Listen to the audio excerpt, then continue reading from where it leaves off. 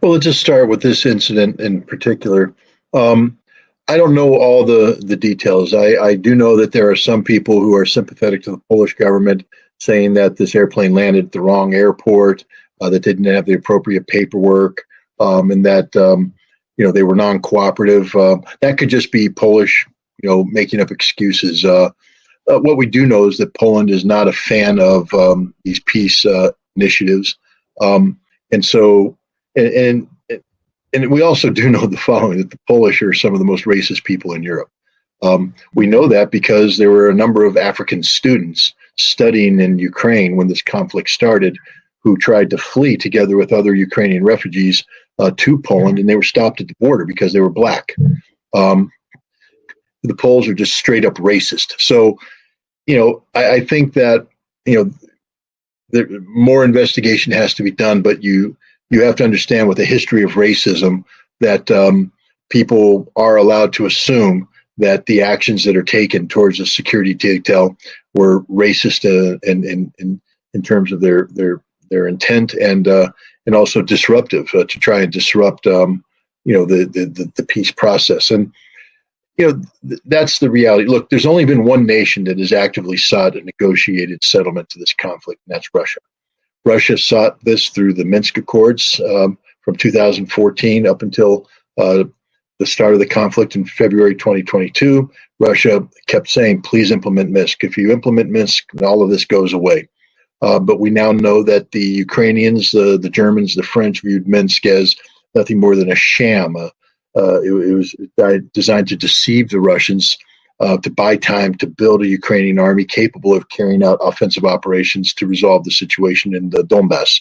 A lot of people don't know this, that in the lead up to the conflict, that Russia and Ukraine were engaged in active negotiations to prevent a war, that Russia was saying, look, we don't want to do this, but these are our conditions. You need to, say you're not going to join NATO. You need to get rid of some of this NATO infrastructure that you've developed. You need to do X, Y, and Z. But in exchange, the Donbass will be independent, but a referendum will be held to decide which way they want to go. Crimea will be Russian, but other than that, everything will be cool. The Ukrainians dumped that at the last minute, claiming how they fooled the Russians. But even when the Russians went in on the special military operation, the purpose of the special military operation wasn't to occupy Kiev or destroy Ukraine. It was to compel the Ukrainians to return to the negotiation that they walked away from. That's all Russia wanted. And we know this because there were 3 negotiations in Gomel, Belarus. There were additional consultations in Turkey that led to a scheduled meeting on 1 April between the Russian delegation, Ukrainian delegation, that would have resulted, had it occurred, with a peace treaty that would have brought an end to the conflict. How do we know this? Well, that African delegation met with Vladimir Putin in St. Petersburg. And in there, where they were talking about the importance of negotiating, Putin said, just so you guys know, that's what we've been trying to do. And he produced the treaties signed by the Ukrainians, where they said, yep, we agreed to this in principle. Let's get the final delegations in to finalize this. The Ukrainians walked away based upon pressure put upon them by Boris Johnson, the British Prime Minister. But the Russians have been seeking a negotiated conclusion to this conflict from day one.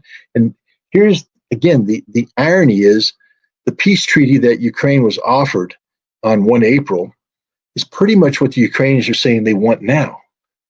Russians out of Kherson, Russians out of Zaporizhia, and things of that nature. So, think of the 350,000 dead Ukrainian soldiers. Think of the 20 million displaced Ukrainian civilians.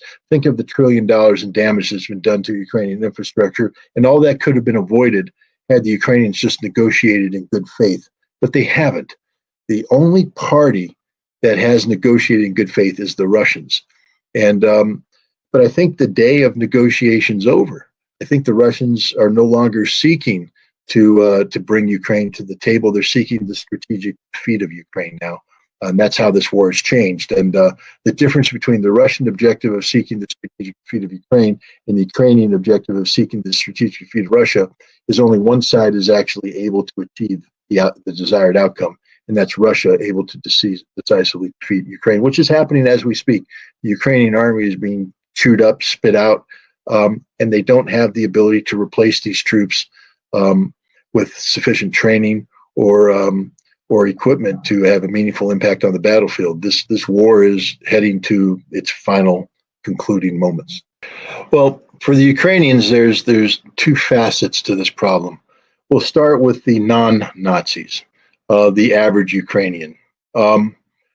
They have been told that Ukraine is going to become a member of NATO, and therefore that they will get these security guarantees against Russia by being a member of NATO. They've also been told that they will be invited into the European Union. And so what they're looking at is a prosperous Ukraine plugged into the rest of Europe, that Ukraine will finally be the European nation it always wanted to be, treated as an equal, get the respect. And for a lot of Ukrainians, they're like, yeah, that's what we want. You know, if we choose the Russia path, which of course Viktor Yanukovych had chosen, he rejected joining the EU. He said, no, we're going to stick with Russia. Many Ukrainians believe that, well, that just will make us the perpetual junior partner. And we don't want to be the junior partner. We want to be our own, the lead, Ukraine, a powerful nation, part of the European Union, where we believe we could dominate. So there's a lot of that going on.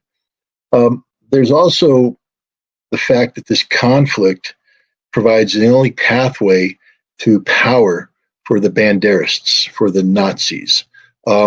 These people were a minority. They're a majority in Western Ukraine, but a minority throughout Ukraine. But they were able to use the unrest that was generated by the United States in promoting the events that led up to the 2014 Maidan movement in Kiev. They were able to use this so that they could leverage their willingness to commit acts of violence into real political power. Even though they can't get the votes at the polls, it doesn't matter, because all these Nazis had to do is go up to, for instance, President Zelensky and say, if you implement Minsk, we will hang your body right there on Stepan Bandera Avenue in Kiev. And they meant it. And that's the thing. Anybody in parliament who speaks out against them gets beat up or killed or worse, because that's what Nazis do. That's what thugs do. And the Banderas are thugs. So this war represents the vehicle in which the Nazi movement has become mainstream, because, I think anybody who studied history understands that when you have violence, when you have war, when you have the chaos, when you have the disruption, extremes tend to become the norm. And these Nazis have become the norm. They are taking over. They are in control of the military. They are in control of civil society. Look at the military. The people in the military now willingly wear the emblems of the Nazi Waffen SS. They sing songs to Stepan Bandera on their graduation. These aren't the Azov people. These aren't the nationalist units. This is the mainstream Ukrainian army. General Zaluzhny, their commander, has a portrait of Stepan Bandera in his office. Okay, so the Banderas have taken over the security system. They control the intelligence service. They control the Ministry of Interior. They control the military. And in doing so, they now control the government. And so the Nazis need this war, need the continuation of this war to create the conditions which they believe are necessary for the birth of the perfect Ukrainian nation. That is a Ukrainian nation free of the taint of Russia. You see, they view the Russians as an ethnic inferiority. They call them orcs, Moskals, and they want to kill them. And when I say they want to kill them, I mean they want to kill them. We saw what they do. They put them in buildings and burn them. Vladimir Putin at the St. Petersburg International Economic Forum played a video clip that showed what the Banderas do: hack babies to death, hack mothers to death, kill thousands of civilians, shuttle people into barns and set the barns on fire. Anybody who leaves the barn gets mowed down by a machine gun. This is what the Banderas do. They're the triggermen of Babi Yar, killing 30 to 40,000 Jews in Kiev.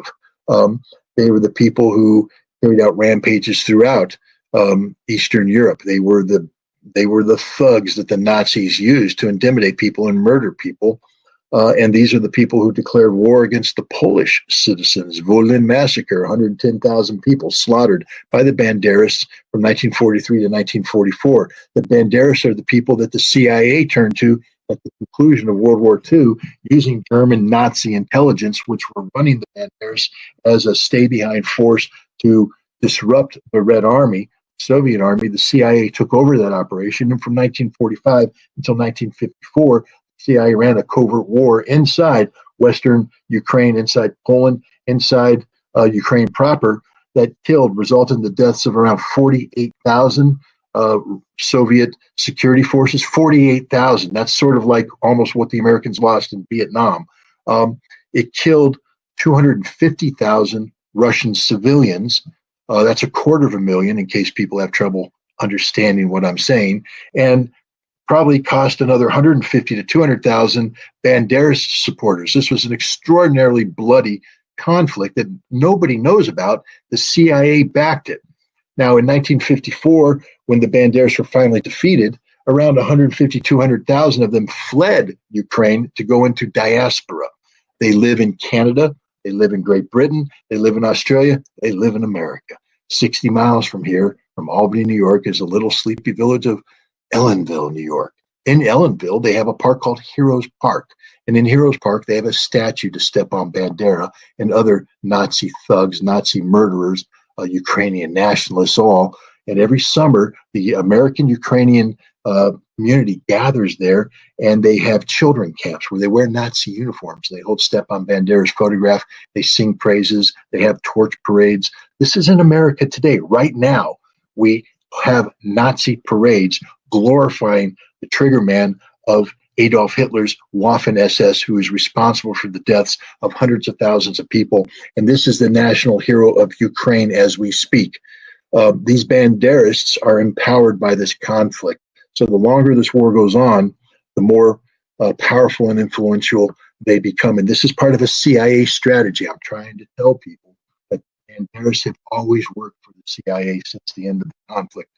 Even when the Banderists were defeated and fled into diaspora, the diaspora was used by the CIA to reach out into Ukraine to keep the Banderist ideology in the shadows.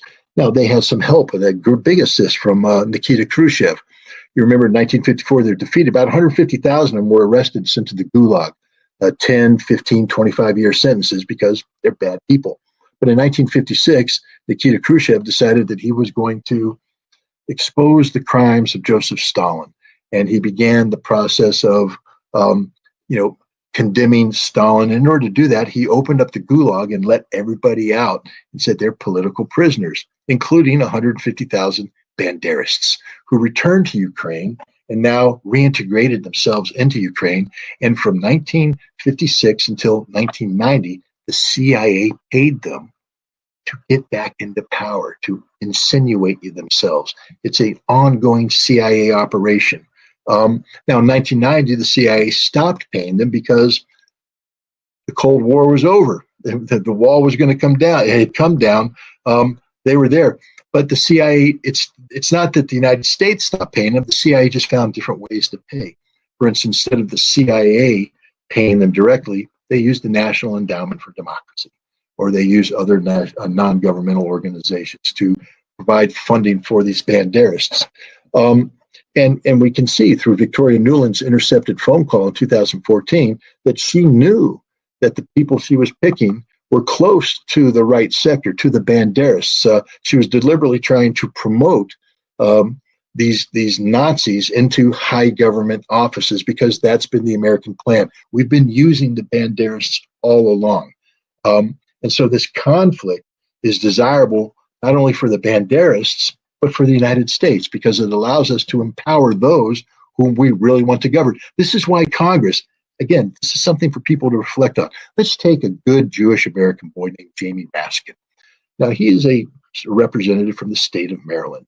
And my God, he is a pious Jewish man of faith, and I respect that.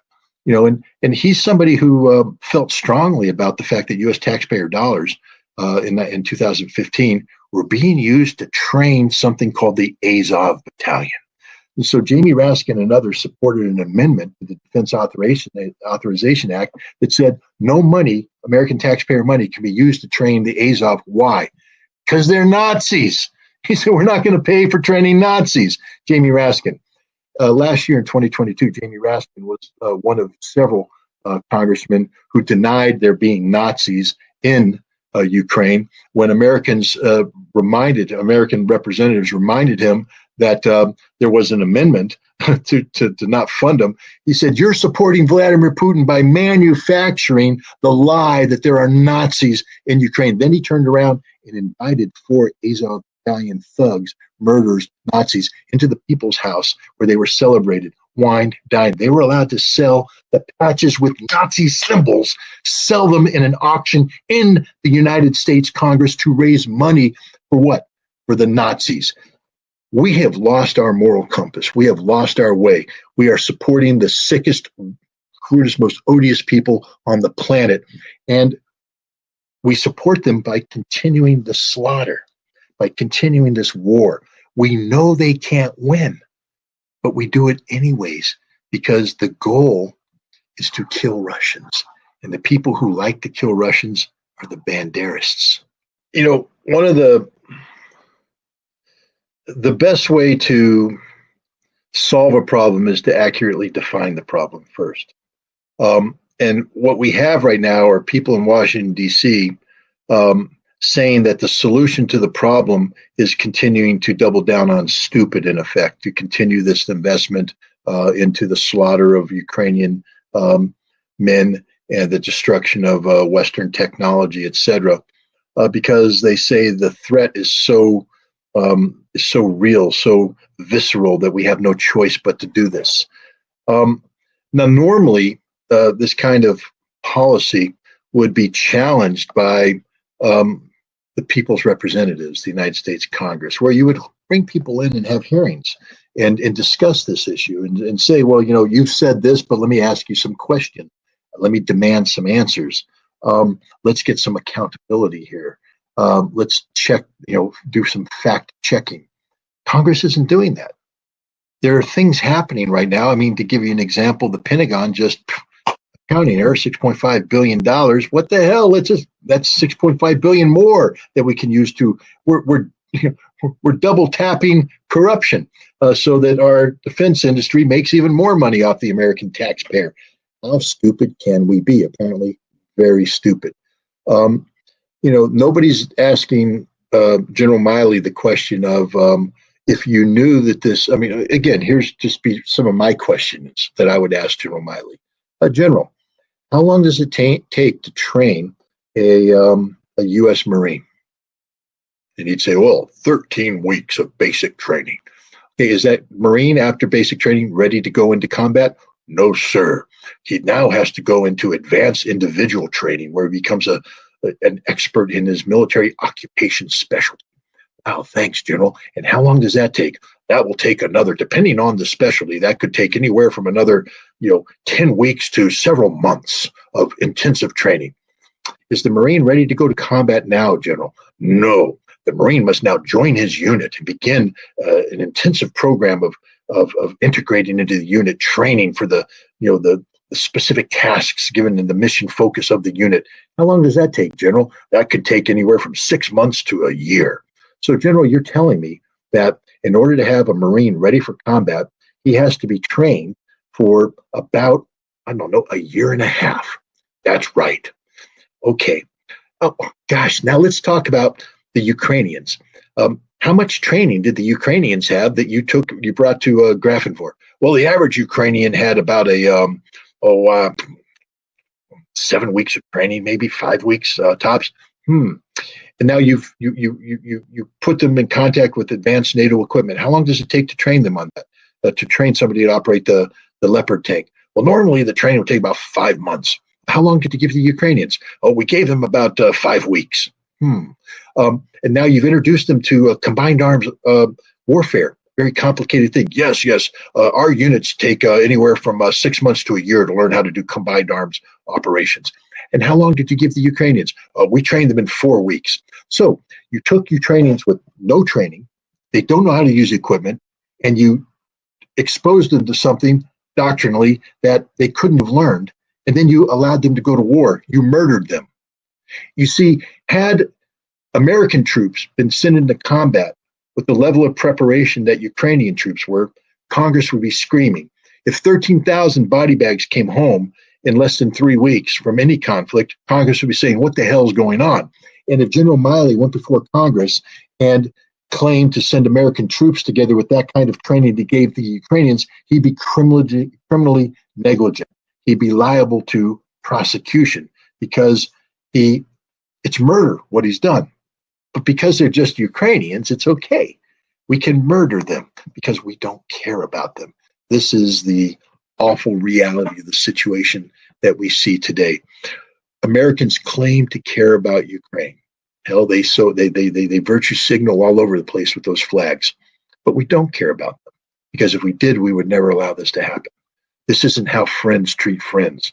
We don't care about the Ukrainians, and that's the awful reality here. We're not doing this for Ukraine. We're doing this against Russia. We're willing to sacrifice an entire nation for the cheap thrill of hurting a nation that doesn't wish us any harm whatsoever. Russia is not seeking to bring harm to America. Any harm that's come to us is because of our own actions, what we have done economically by sanctioning Russia. The blowback has hurt us by going to war in Ukraine. The harm is the destruction of our equipment. But had we not gone to war, our equipment wouldn't be destroyed. Ukrainians wouldn't be dying. This is, what we're seeing here is we're exposing the lack of a moral compass on the part of the American people and our government representatives. We are a nation that has lost touch with that which used to define us. We used to be a good people. We used to be a people who believed in individual freedoms. We believed in the value of a human life. Not anymore. Not anymore. And some people say, Scott, you're naive. We never believed in that.